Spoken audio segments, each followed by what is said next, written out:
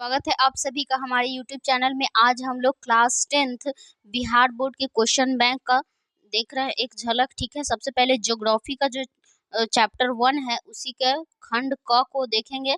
प्राकृतिक संसाधन में से कितने नंबर के कौन कौन से प्रश्न आते हैं, पहले हम लोग सबसे पहले ऑब्जेक्टिव क्वेश्चन को देखेंगे, ऑब्जेक्टिव को टारगेट करेंगे। ठीक है, उसके बाद हम लोग शॉर्ट टाइप क्वेश्चन देखेंगे, उसके बाद लॉन्ग टाइप क्वेश्चन देखेंगे। पहले ऑब्जेक्टिव, फिर शॉर्ट, फिर लॉन्ग। ठीक है, तो आइए ऑब्जेक्टिव क्वेश्चन शुरू करते हैं। सबसे पहला क्वेश्चन है, मेढक के प्रजनन को नष्ट करने वाला रसायन कौन है? ये 2018 में पूछा गया प्रश्न है। ठीक है, ऑप्शन ए है बेंजीन, ऑप्शन बी है यूरिया, ऑप्शन सी है एंड्रीन और ऑप्शन डी है फास्फोरस।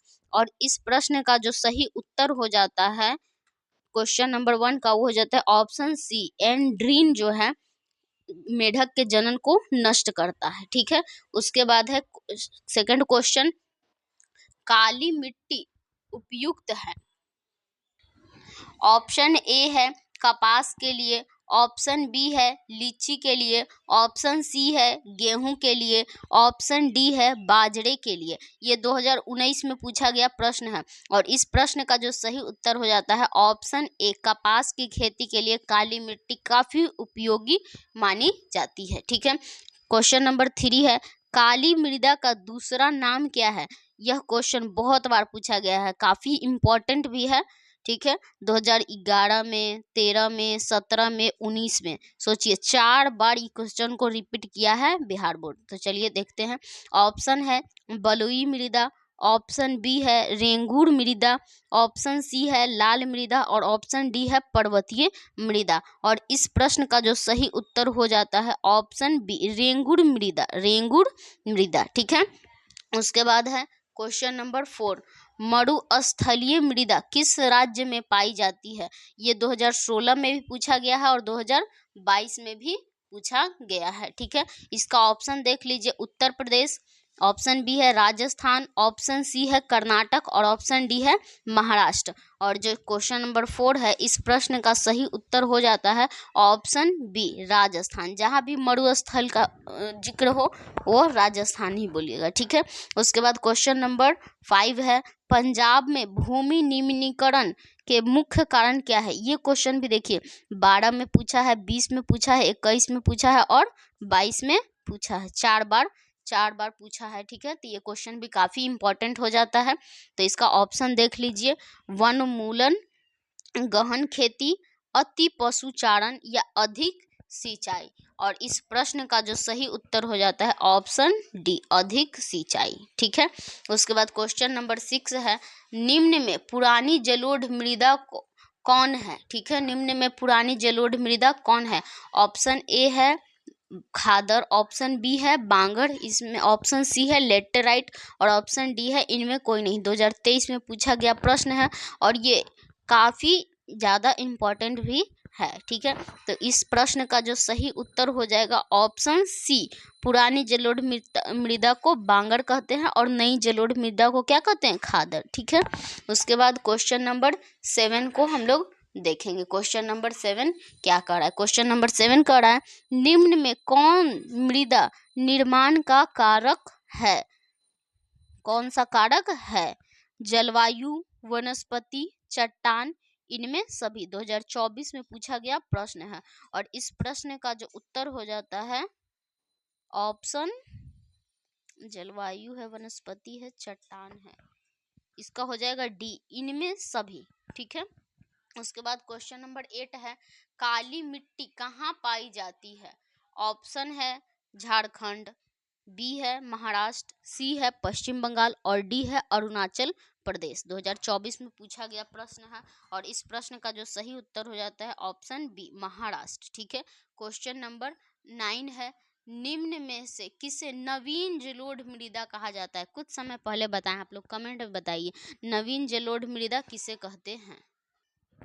इसका ऑप्शन हो जाता है खादर, बी हो जाता है बांगर, सी हो जाता है रेंगुर या इनमें सभी। तरह नवीन जलोढ़ मृदा को क्या कहते हैं? खादर, ऑप्शन ए हो जाएगा। ठीक है, उसके बाद है रेंगुर किसे कहते हैं? ऑप्शन है लाल मिट्टी को, ऑप्शन बी है काली मिट्टी को, ऑप्शन सी है जलोढ़ मिट्टी को और ऑप्शन डी है लेटेराइट मृदा को, ठीक है, यानी मिट्टी को। और इसका जो सही उत्तर हो जाता है ऑप्शन बी काली मिट्टी को, ठीक है। क्वेश्चन नंबर 11 है गंगा मैदान की पुरानी जलोढ़ मृदा क्या कहलाती है। गंगा मैदान की 2025 में पूछा गया प्रश्न है। ऑप्शन ए है खादर, ऑप्शन बी है बांगड़, ऑप्शन सी है रेंगुर और ऑप्शन डी है इनमें कोई नहीं। तो जो क्वेश्चन नंबर 11 है, क्वेश्चन नंबर 11 और 10 सेम है, ठीक है। तो इसका कहने का मतलब है क्वेश्चन नंबर 11 का जो सही उत्तर हो जाएगा वो क्या हो जाएगा, बांगड़। पुरानी का है, जहाँ भी चाहे गंगा मैदान का हो या फिर कोई और मैदान का, पुरानी जलोढ़ मृदा को बांगड़ ही कहेंगे और नई को खादर कहेंगे, ठीक है। उसके बाद है क्वेश्चन नंबर 12, लोहे की मात्रा अधिक होने के कारण कौन सी मृदा अनुवर्ण होती जा रही है। 2025 में पूछा गया प्रश्न है। ऑप्शन है जलोढ़ मृदा, काली मृदा, लेटेराइट मृदा, मरुस्थलीय मृदा। और इस प्रश्न का जो सही उत्तर हो जाता है लेटेराइट मृदा, ठीक है। क्वेश्चन नंबर 13 है रेंगुर मृदा का सर्वाधिक विस्तार किस राज्य में है। 25 में पूछा गया प्रश्न। महाराष्ट्र, उत्तर प्रदेश, केरल, पंजाब। और इस प्रश्न का जो सही उत्तर हो जाता है 13 का ऑप्शन ए महाराष्ट्र, ठीक है। अब हम लोग देखेंगे कि रिक्त स्थान की पूर्ति करने वाला में मात्र एक क्वेश्चन 2014 में इस चैप्टर से पूछा है। तो क्या है, मरुस्थलीय मृदा का विस्तार भारत के डॉट डॉट डॉट राज्य में है। तो इसका आंसर क्या हो जाएगा, राजस्थान, राजस्थान, ठीक है। इस प्रश्न का उत्तर हो जाएगा। अब हम लोग यहाँ से देखेंगे कि कौन कौन सा जो है शॉर्ट आंसर टाइप क्वेश्चन है, यानी अति लघुत्तरीय प्रश्न है और उसके आंसर को जानेंगे, ठीक है। आप सिर्फ क्वेश्चन को भी देख सकते हैं और आंसर खुद अपने नोट्स से भी तैयार कर सकते हैं, आपकी मर्जी, ठीक है। लेकिन यहाँ पे हम लोग आंसर क्वेश्चन दोनों को देखेंगे। पहला क्वेश्चन मोस्ट VVI क्वेश्चन, इसका मैंने अलग से भी वीडियो बना के रखा है क्योंकि काफी बार ये क्वेश्चन पूछा जा चुका है। खादर और बांगड़ मिट्टी में अंतर स्पष्ट करें, ठीक है। ये आपका हाफ ईयरली एग्जाम जो होता है स्कूल में उसमें भी पूछ देता है और बोर्ड में भी पूछ देता है, ठीक है। खादर और बांगड़ मृदा में अंतर स्पष्ट करें, ठीक है। तो उस वीडियो को मैं डिस्क्रिप्शन में दे दूंगी, उसको भी आप लोग देख लीजिएगा। इसका आंसर मैंने बेहतर तरीके से बताया है। यहाँ पे हम लोग बुक का आंसर देखेंगे। खादर मिट्टी और बांगड़ मिट्टी में अंतर निम्नलिखित है। पहले हम लोग खादर मिट्टी को देखेंगे। नवीन एवं उपजाऊ जलोढ़ मिट्टी को खादर कहा जाता है। नवीन एवं उपजाऊ जलोढ़ मृदा को क्या कहते हैं, खादर। और खादर मिट्टी में बाढ़ का प्रभाव होता है, बाढ़ आता है नई मिट्टी को छोड़कर चला जाता है, उसी को हम लोग खादर कहते हैं। उत्तरी बिहार एवं गंगा का मैदान इसका उदाहरण है, ठीक है। उसके बाद जो बांगड़ मिट्टी है उसको हम लोग देखेंगे। पुरानी जलोढ़ मिट्टी को बांगड़ मिट्टी कहा जाता है। बांगड़ मिट्टी में बाढ़ का प्रभाव नहीं होता है। महाराष्ट्र एवं पंजाब की भूमि इसका उदाहरण है, ठीक है। यही इसका आंसर था, आप लोग देख सकते हैं। या फिर इसको ऐसे बीच से लाइन खींचकर और इधर खादर और इधर बांगड़, ये 3 पॉइंट इधर और 3 पॉइंट इधर भी लाइन से ऐसे लिख सकते हैं, वो भी ज्यादा सटीक वही होगा आपका, ठीक है। नेक्स्ट क्वेश्चन को हम लोग देखेंगे। क्वेश्चन नंबर 2 को अब हम लोग देखेंगे, ठीक है। क्वेश्चन नंबर 2, जलोढ़ मृदा से क्या समझते हैं। इस मृदा में कौन कौन सी फसलें उपजाई जाती है। 2017 में पूछा गया ये प्रश्न है। तो आइए इसका आंसर जानेंगे, ठीक है। देखिए, जलोढ़ मृदा नदियों द्वारा लाई गई गाद के निक्षेप से बनी है। समुद्री लहरें भी अपने तटों पर ऐसी ही मृदा की परतें जमा कर देती हैं।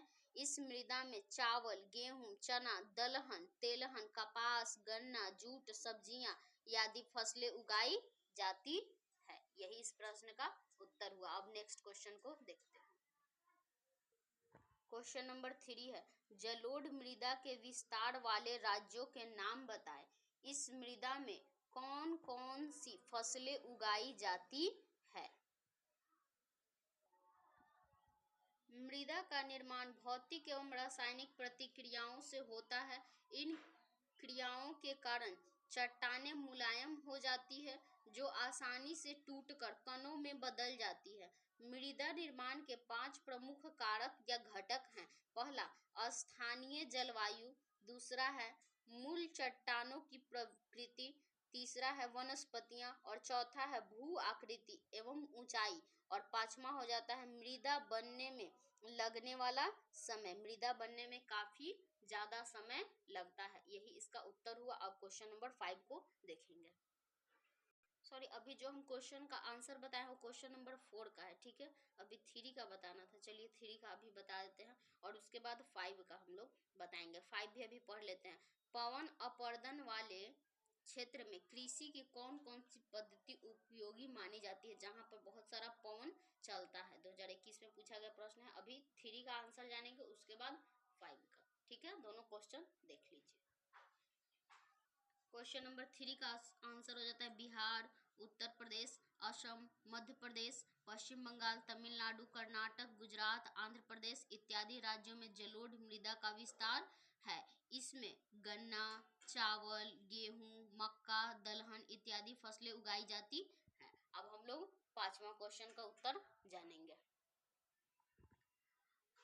पवन अपर्दन वाले क्षेत्रों में पट्टिका कृषि उपयोगी मानी जाती है। यह कृषि फसलों के बीच घास की पट्टियां विकसित की जाती है, ताकि फसल जो है हवा से गिरे नहीं, उसका नुकसान न हो, ठीक है। अब हम लोग 6ठा क्वेश्चन को देखते हैं।